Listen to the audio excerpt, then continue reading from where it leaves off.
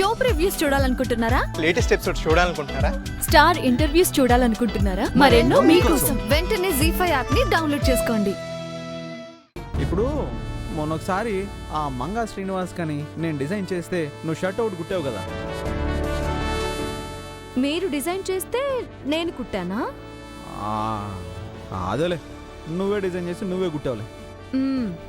ఆ డిజైన్ చూసి నీకు ఆ కంపెనీ వాళ్ళు ఈ కంపెనీ వాళ్ళు ఫోన్ చేసి మీరు మా కంపెనీకి వర్క్ చేయండి, మీరు డిజైన్ చేసి పెట్టాలండి అని ఫోన్లు చేస్తూ ఉంటారు. మీరు నాకు హెల్ప్ చేయండి, దానికి ప్రతిఫలంగా మీకు ఎంత డబ్బు కావాలన్నా ఇస్తాను. డబ్బు మీరు డిజైన్ చేయడానికి ఒప్పుకుంటే 10 lakhs ఇస్తాను. ఆయన సొంతంగా కంపెనీ పెట్టాలనుకుంటున్నారు. 10 లక్షలంటే చిన్న అమౌంట్ ఏం కాదు. మామయ్య గారిని అడగకుండా ఆయన కంపెనీ స్టార్ట్ చేయడానికి ఈ అమౌంట్ చాలా ఉపయోగపడుతుంది.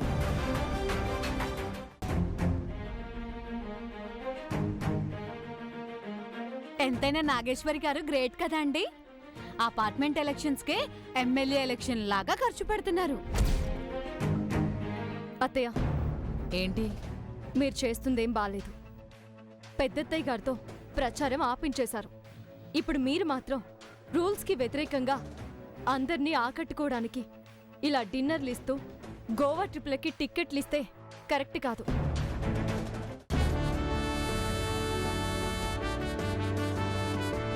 ఎంతైనా నాగేశ్వరి గారు గ్రేట్ కదా అండి. అపార్ట్మెంట్ ఎలక్షన్స్కే ఎమ్మెల్యే ఎలక్షన్ లాగా ఖర్చు పెడుతున్నారు. అత్తయ్య, ఏంటి మీరు చేస్తుందేం బాలేదు. పెద్దత్తయ్య గారితో ప్రచారం ఆపించేశారు. ఇప్పుడు మీరు మాత్రం రూల్స్కి వ్యతిరేకంగా అందర్నీ ఆకట్టుకోవడానికి ఇలా డిన్నర్లు ఇస్తూ గోవా ట్రిప్లకి టిక్కెట్లు ఇస్తే కరెక్ట్ కాదు.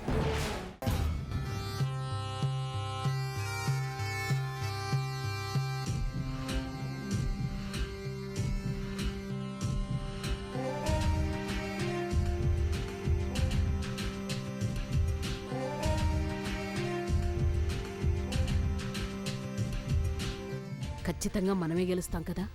ఆనుమానం ఎందుకొచ్చిందాంటీ? అదుగో గీతమోహంలో నవ్వుందే, అదే నాకు తేడా కొడుతుంది. ఏం తేడా కొట్టదు. ఆరిపోయే దీపానికి వెలుగెక్కువ అన్నట్టు దాని ముఖంలో నవ్వుంది. నవ్వనివ్వండి.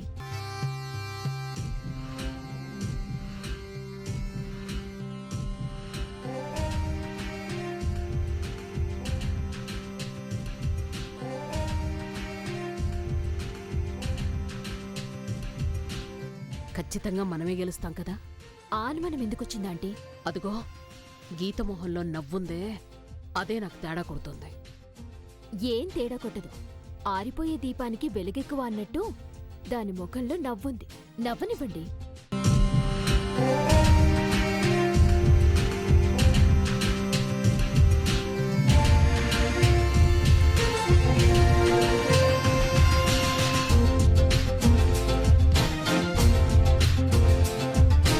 ఖచ్చితంగా మనమే గెలుస్తాం కదా.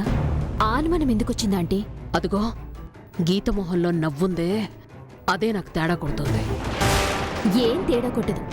ఆరిపోయే దీపానికి వెలుగెక్కువ అన్నట్టు దాని ముఖంలో నవ్వుంది. నవ్వనివ్వండి. రాత్రికి రాత్రి ఏం చేస్తుంది? అది ఏమైనా చేయగలదు. సూది బెజ్జంలో నుంచి ఏనుగుని కూడా దాటించేయగలదు.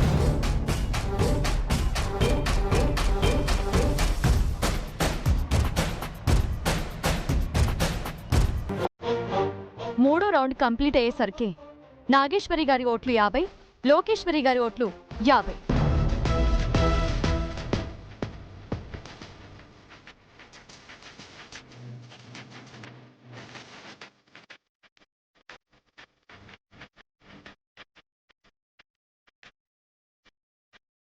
ఏంటి నాగేశ్వరి, నువ్వు నీ తోక కలిసి మూడే మూడే అన్నారు.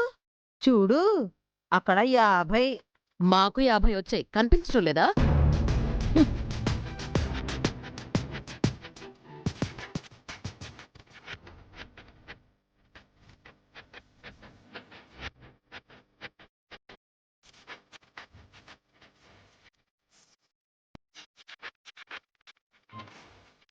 ఓట్ల లెక్కింపు పూర్తయ్యేసరికి అభ్యర్థులిద్దరూ 70 ఓట్లతో సమానంగా ఉన్నారు.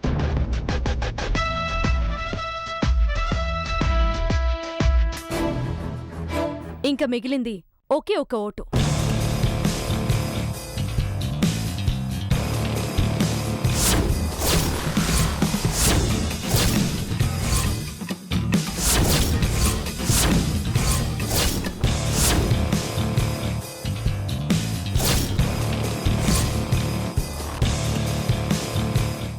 ఆ ఓటు ఖచ్చితంగా నాదే. అనౌన్స్ అయ్యి గీత.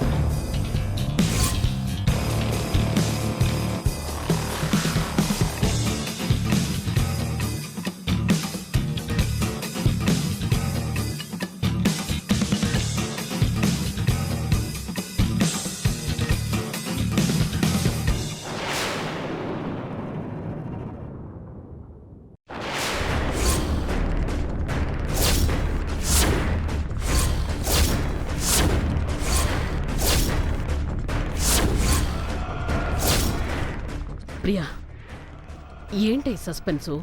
3 ఓట్లు తప్ప 4వ ఓటు పడదు అనుకున్న మా అక్కకి నాతో సమానంగా 70 ఓట్లు రావడం ఏంటి? ఇప్పుడు ఇంకో ఓటు మిగిలి ఇలా టెన్షన్ పడ్డమేంటి?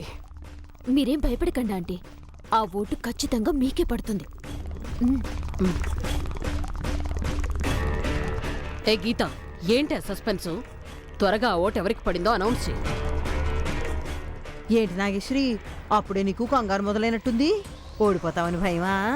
గెలుపుకి చివర్లో ఉన్నాను. అనౌన్స్ చేస్తే గెలుపు సంబరాలు చేసుకుందామని తొందరపడుతున్నాను. సంబరాలు చేసుకుంటావో చతికిల పడతావో చూద్దాం.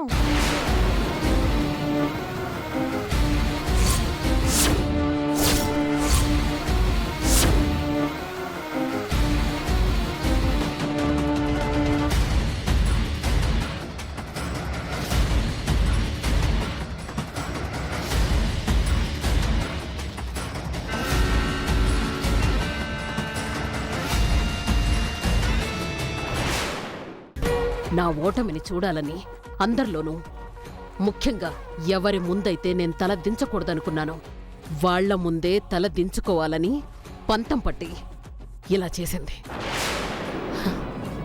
నిన్ను వదల్ని. ఇక నుండి చూద్దుగాని నేనేంటో.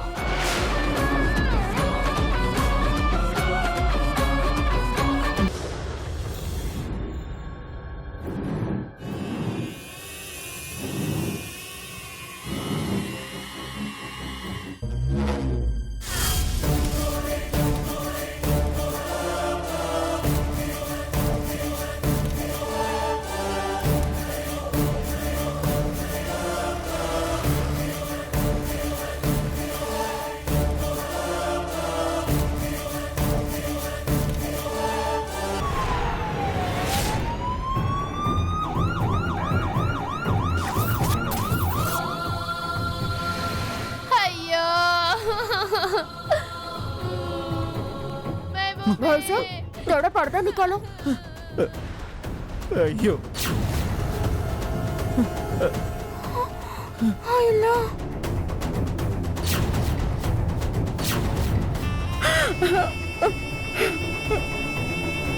అయ్యో, నా భార్య గుర్తుపట్టలేని స్థితిలో ఉంది. My God. ఎప్పటి నుంచో ఎదుగుతున్నావు, ఇప్పుడు దొరికా అనమాట. ఎప్పటి నుంచో వెతకడం ఏంటి? నేను ఇప్పుడే కదా వచ్చాను. పొద్దున్న నుంచి నాతోనే కదా ఉన్నావు. మీతో ఉన్నది నేను కాదు. చంద్రిక తను నిత్య వచ్చిన విషయం బయట పెట్టేస్తుందేమో. మరి నాతో ఉన్నది ఎవరు? స్వరూప గారి కూతురు.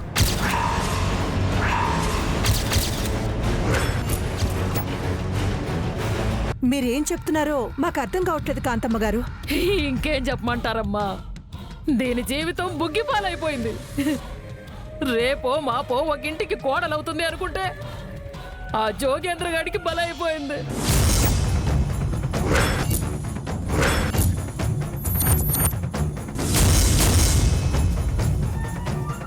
మేడం, వసుంధరా, నువ్వే నా కొడుకు హార్ట్ ఫ్రెండ్ కావాలనుకున్నాను.